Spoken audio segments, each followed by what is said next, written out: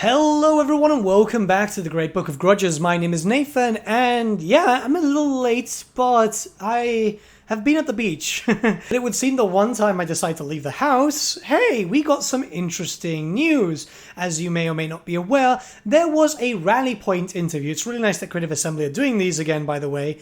But these are like small little interviews where you can ask a member of CA's team little bits of information. Sometimes they answer, sometimes they don't, but generally it's a great way to talk to the community. The interview was held by CA Mitch and the answers were proxied over by Yui, and this is a very important one that we need to talk about, where the question was, are you planning to introduce new races with DLC in the future, or rather expand on the already existing ones? And the answer itself was really good.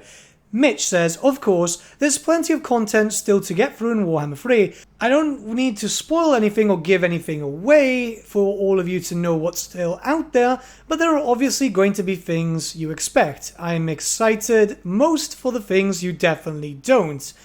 Okay, that's a good one. That's actually quite good. Let's kind of move on a little bit more. And the second big question I want to note is, when the Immortal Empires does eventually come out, will the map be expanded as we do go through the years at all? Would be very interested to see what happens with that. Where the answer was, you've all seen in the past we are quite partial to extending the map, developing new areas and reworking old ones. We did this a lot for Warhammer 2, and there is space left on the Immortal Empires map in places. Okay, so both these things, why do we need to talk about them? Well, it's fresh hope for Ind and Khuresh, as many of you expect, but also for Nippon, and possibly the Lost Isles and all the other areas there, but let's talk about the three main areas that we know are fully established places and lore type of stuff. So why am I also including Nippon here too? Well, they talk about map extensions too, and keep in mind that Khuresh and Ind aren't really map extensions, they just need to be opened up. If you remember from way back in the day of Warhammer 1, Athaloran was always on the map, it just needed to be opened up to be playable and obviously put in the assets and all that, but it wasn't an extension to the map. We did see extensions in Warhammer 2, albeit very small ones, but it did add new territory, and this is adding in fresh new land that wasn't just cut off. We also do know that in early concept art they already had Nippon in the territories and so on, so it's probably that they've already been thinking about it because, well, you know, it's easy to make money. You know, samurai and all that type of stuff make money. Now, regardless of what this means, because it could literally just mean Ind and Khuresh, as we already know that those areas were going to open up eventually.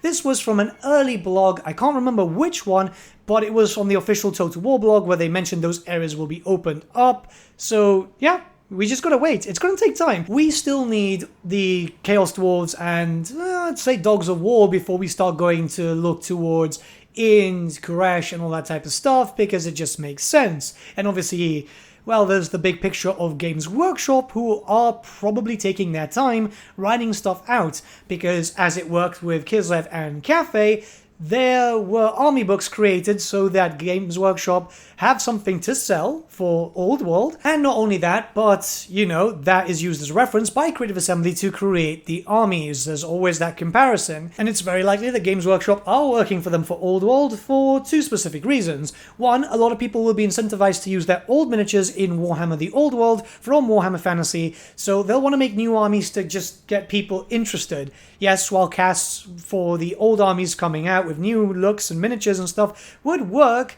it's not going to sell as much as a brand new army. This is why Games Workshop every now and then for Warhammer 40,000 reintroduce or revamp a complete line every now and then. This is why we're getting the squats, something that we haven't seen in a long time, and it's going to sell like hotcakes. So if they do the similar thing in Old World with new armies, this is why they're introducing Grand Cafe.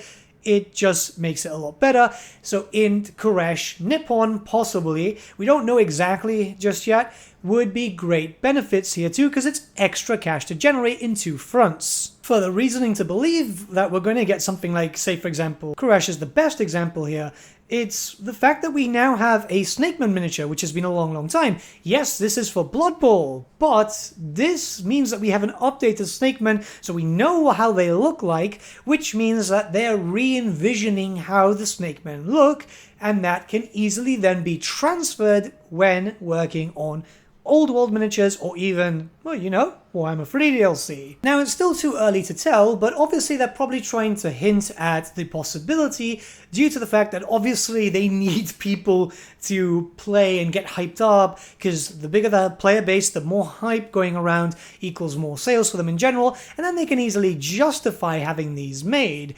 Because, well, if the game starts dying, or Immortal Empires doesn't do well, or there's no general hype, well, they will do away Free Kingdoms, you know what I mean? It's just generally how it works with these types of things. But I'm feeling fairly confident. I'm feeling very, very confident that at least we will get Ind and Khuresh. I'm not 100% sure about Nippon just yet, I'll be very, very honest. But Ind and Khuresh seem a lot more likely due to the fact that they've had some updated lore through Warhammer Fantasy Roleplay. Obviously, they've had a lot of hints in Warhammer 3 that we've seen in-game. And, well, you know, they're gonna sell. Man, Snake Men are cool, and Cat Boys from Ind, who doesn't want Tiger Men?